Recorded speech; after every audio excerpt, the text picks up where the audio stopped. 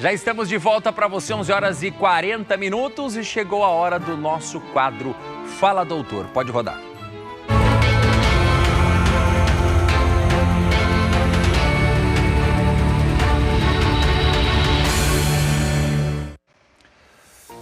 Olha, e hoje eu recebo aqui a advogada eleitoral, né, e diretora adjunta da Escola Judicial do TRE, né, a Silmara Amarília. Isso mesmo, Silmara, bem-vinda ao nosso programa. Obrigada, muito Bruno, bom dia, obrigada pelo convite, obrigada à TV.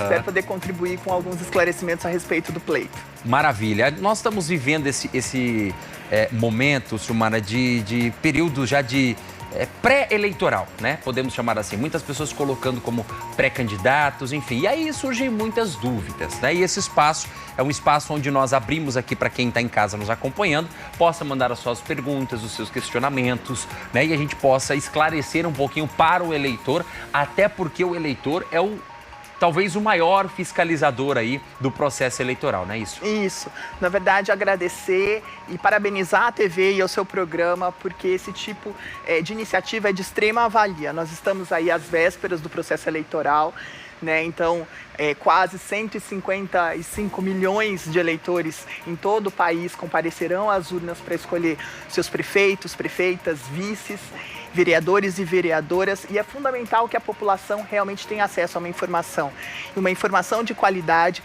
para que ela possa exercer de maneira plena a sua cidadania por intermédio do voto e também atuar nesse processo de fiscalização. Certo. Vamos lá então, produção, nós temos a primeira pergunta aqui no nosso telão. Olha só. Quais requisitos para uma pessoa ser candidata aí, seja prefeito, vereador, vice-prefeito, enfim? Então, existem requisitos que são gerais, que são estabelecidos pela Constituição Federal. Então, como, por exemplo, a nacionalidade, a pessoa deve ser brasileira ou naturalizada, né? Ela precisa ter o domicílio eleitoral na circunscrição onde ela vai participar do pleito. Ela precisa ter o seu alistamento eleitoral, ou seja, ela precisa ter título de eleitor. Ela precisa estar no pleno gozo dos seus direitos políticos, né? E precisa também ter a filiação partidária. Além disso, ela precisa observar as idades mínimas, que depende muito do cargo para o qual ela concorrerá. Então, por exemplo, se a gente levar em consideração o pleito de 2024, com relação à idade mínima, ela necessitará ter, no mínimo, 18 anos para se candidatar à vereança, para ser vereador, e 21 anos para prefeito. Tá, então vereador 18 e prefeito ou vice 21. Também 21, né? Essa é a idade mínima. Certo. Vamos para a próxima pergunta aqui, no nosso quadro Fala Doutor. Como acontece a disputa, né, municipal, esse pleito eleitoral, né, envolvendo os candidatos ali? Nós sabemos que tem que ter a chapa majoritária, né, que é chamada, que ali no caso o prefeito, a prefeita e vice, né? E agregado ali nós temos também a chapa dos vereadores.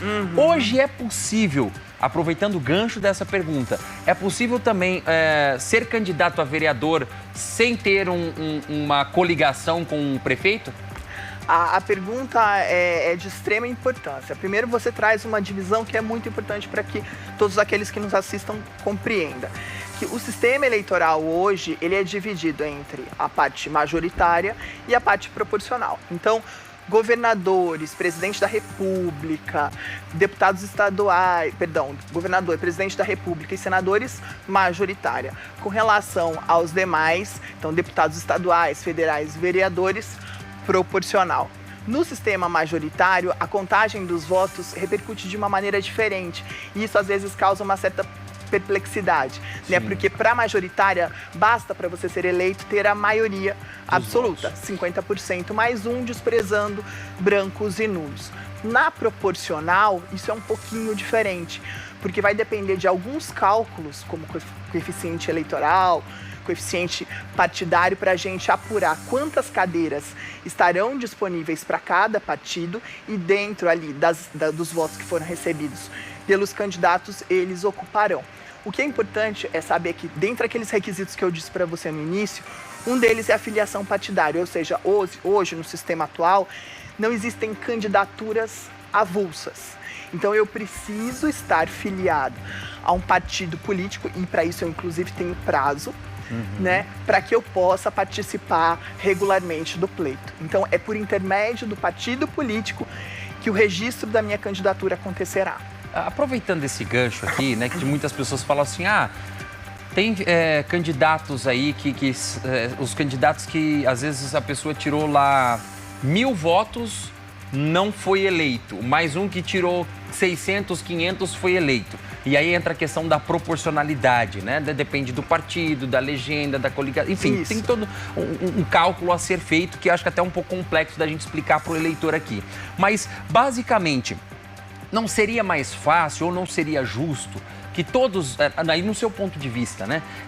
Olha, os mais votados estão eleitos e pronto. Ou o porquê dessa proporcionalidade?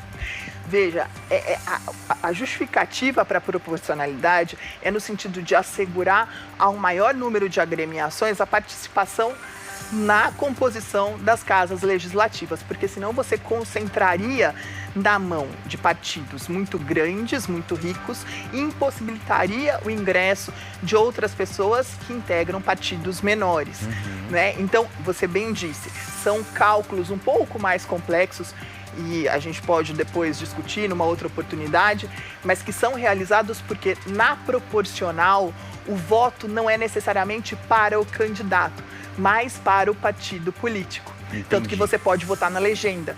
Quanto mais votos aquela legenda ganha, mais cadeiras ela ganha na casa legislativa que está sendo objeto de disputa. Legal. E aí dentro da votação, é como se nós tivéssemos aqui uma fila de pessoas com algumas cadeiras, né? Então vai seguindo a fila, os mais votados estão à frente e vão ocupando sucessivamente os seus cargos. Certo. Vamos para a próxima pergunta aqui no nosso telão, então. O que é e qual o período da janela partidária? Essa janela partidária, o que ela é? A janela partidária é um período de 30 dias, que nesse ano começou no dia 7 de março e vai até o dia 5 de abril. E nesse período é possível que os candidatos que estejam exercendo mandatos possam trocar de partido. Mas é importante observar que essa janela partidária para 2024, ela funciona tão somente para os vereadores, que são aqueles que estão concluindo seus mandatos e postulando a reeleição, podem fazer essa transição partidária. Então, para, por exemplo, deputados estaduais, a janela vai se abrir tão somente em 2026. Então, essa janela agora é tão somente para os vereadores. É o período legal onde pode haver essa dança das cadeiras entre partidos. Dança das cadeiras, exato. Para que não haja uma... voltando naquele assunto mesmo da representatividade partidária dentro da Câmara de Vereadores, né? Onde foi eleito pelo partido X e aquilo deve se manter, pelo menos, e no ano eleitoral isso pode ser alterado, o que não prejudicaria tanto o partido. Exato. E, na verdade, assim, para o vereador, no caso do pleito de 2024, que almeja mudar de partido, né, observar realmente esse prazo sob pena de incorrer em irregularidades. Ele acaba perdendo o mandato se porventura ele deixa de observar esse prazo. Então, para aqueles que estão no sistema proporcional e para esse pleito, nós falamos então dos vereadores, existe a necessidade de observar esse período que vai até o dia 5 de abril para que eles possam se movimentar para uma outra legenda sem prejuízo do seu mandato. E esse prazo é válido também para aqueles que não têm mandato? Nessa janela partidária, esse período, para quem não tem mandato aí, qual é o período máximo ali para fazer a sua filiação?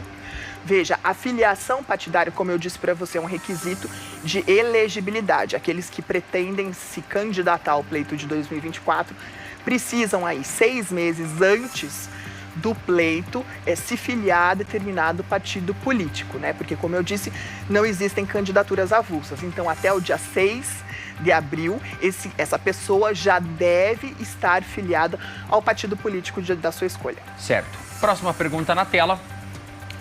Vamos lá. O que pode e o que não pode na propaganda eleitoral em rádio e TV? Eu sei que é muito complexo e complicado, mas assim, basicamente, né? O que pode e o que não pode? Quais são talvez os erros mais comuns, né? Que podem aparecer aí nessa eleição de 2024?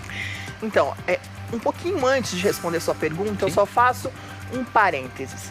Na verdade, a gente está num período, como você mesmo disse, onde as pessoas começam a se articular e se apresentar como possíveis pré-candidatos. Eles nem podem se auto-intitular candidatos ao pleito, porque isso seria irregular.